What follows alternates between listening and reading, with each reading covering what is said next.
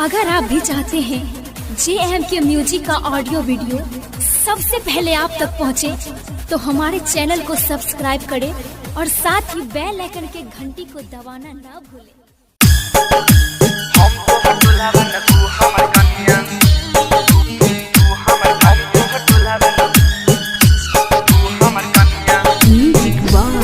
बच्चन बिहारी जय माँ Katyani recording studio Mansi एक कन्या। हम तो दुल्हा बन तू हमर कन्या,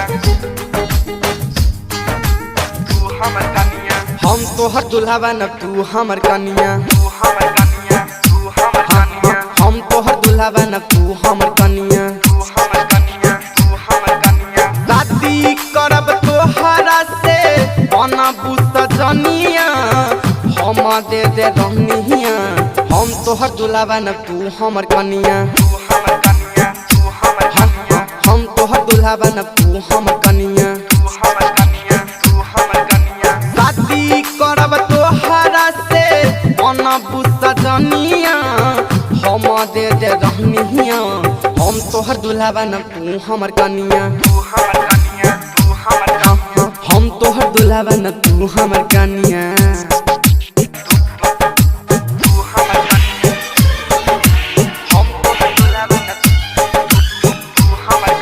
जय माँ कत्यानी रिकॉर्डिंग स्टूडियो मानसी एक कन्या।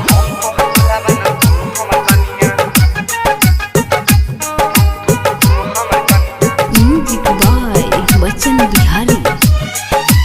माई बाबू के बला के लाई बरानी तोहरा घर हो, सज सबरी के रही हरानी मांगे जाई बहात हो, मांगे जाई बहात। माई बाबू के बला के लाई बरानी तोहरा घर हो, सज सबरी के रही हरानी मांगे जाई बहात हो।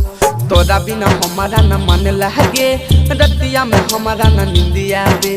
तोरा बिना हमारा न मन लागे, रतिया में हमारा न निंदिया बे। लेके सेनुरा रानी सजैब तोर मांगिया, तोहरे दे मांगिया। हम तोहर दुल्हा बन तू हमर कनिया, तू हमर कनिया, तू हमर कनिया। हम तोहर दुल्हा बन तू हमर कनिया, तू हमर कनिया। हम तोहर दुल्हा बन तू हमर कनिया। जय माँ कत्यानी रिकॉर्डिंग स्टूडियो मानसी एक कन्या।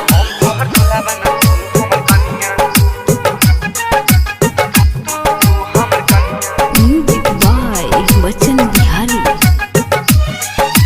बन के सामने आई हरानी तू संस्कारी, देखिए हमार माई बाबू न करिए इनकारी। बन के सामने आई हरानी तू संस्कारी, देखिए हमार माई बाबू न करिए इनकारी। तिलक दहेज रानी कुछ न ले हो, खाली हम तोहरा से प्यार करब। तिलक दहेज रानी कुछ न ले हो, खाली हम तोहरा से प्यार करब। आकाश बतावले बारे समझाए धनिया, हमारे दे रहनिया। किस्म के रानी तू बन जा दुल्हनिया, हम तोहर दुल्हा बन